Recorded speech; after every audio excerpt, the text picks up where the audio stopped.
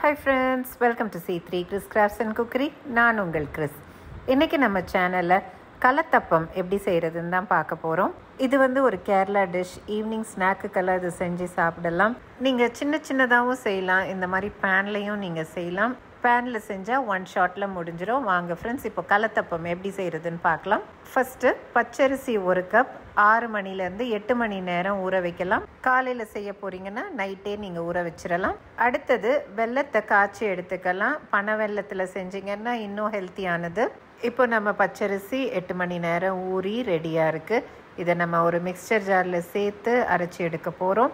இது கூட இன்னும் சில பொருட்கள்லாம் சேர்த்து அரைக்க போகிறோம். அது என்னெல்லான்ட்டு தொடர்ந்து பார்க்கலாம். முதல்ல 1 கப் சோறு சேர்க்க போகிறோம். அது எந்த அரிசியில் வடித்த சோறுனாலும் பரவாயில்ல. அடுத்தது அரை மூடி தேங்காய் துருவினது சேர்த்துக்கலாம்.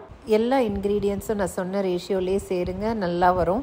அடுத்தது 1 டேபிள் ஸ்பூன் சீரகம், 3 ஏலக்காய் சேர்த்து தேவையான அளவு தண்ணி ஊற்றி நல்லா அரைச்சி எடுத்துக்கலாம். இந்த மாதிரி தண்ணியாக இருக்கணும். கொஞ்சம் கொரப்பாக இருந்தால் பரவாயில்ல. அதை ஒரு பவுலில் மாற்றிட்டு தேவையான அளவு உப்பு, அரை டேபிள் ஸ்பூன் பேக்கிங் சோடா சேர்த்து நல்லா மிக்ஸ் பண்ணி விடலாம். கன்சிஸ்டன்சி பாருங்கள் எப்படி இருக்குதுன்னுட்டு இந்த மாதிரி இருக்கணும்.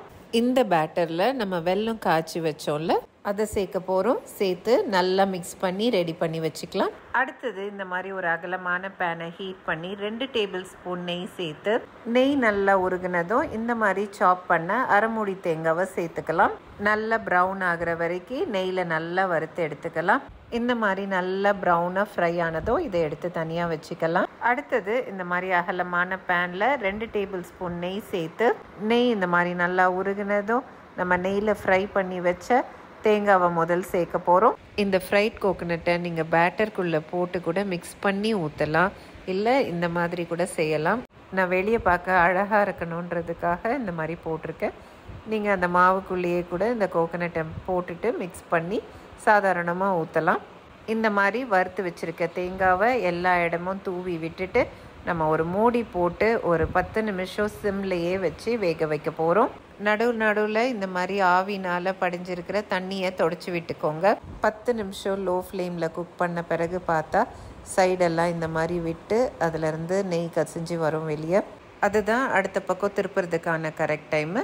அடுத்த பக்கம் திருப்பி ஒரு 5 நிமிஷம் மூடி போட்டு வேக விடலாம். அவ்வளோதான், நம்மளோட சூடான சுவையான சூப்பரான கலத்தப்பம் ரெடி. கொஞ்சம் ஆறின பிறகு இந்த மாதிரி ஸ்லைஸ் பண்ணி சாப்பிட்டிங்கன்னா சூப்பராக இருக்கும். ஓகே ஃப்ரெண்ட்ஸ், இந்த ரெசிபியை ஒரு தடவையாச்சும் ட்ரை பண்ணி பாருங்கள். ட்ரை பண்ணி பார்த்துட்டு உங்கள் கமெண்ட்ஸை கமெண்ட் பாக்ஸில் ஷேர் பண்ண மறந்துடாதீங்க. உங்களுக்கு இந்த வீடியோ பிடிச்சிருந்துச்சுன்னா இந்த வீடியோக்கு ஒரு லைக் கொடுத்துருங்க. இது போன்ற நிறையா வீடியோஸ் பார்க்க நம்ம சேனலுக்கு சப்ஸ்கிரைப் பண்ணி வச்சுக்கோங்க. மீண்டும் இது போன்ற இன்ட்ரெஸ்டிங்கான வீடியோஸுடன் உங்களை நான் விரைவில் சந்திக்கிறேன். அதுவரை உங்களிடமிருந்து விடை பெறுவது உங்கள் கிறிஸ்.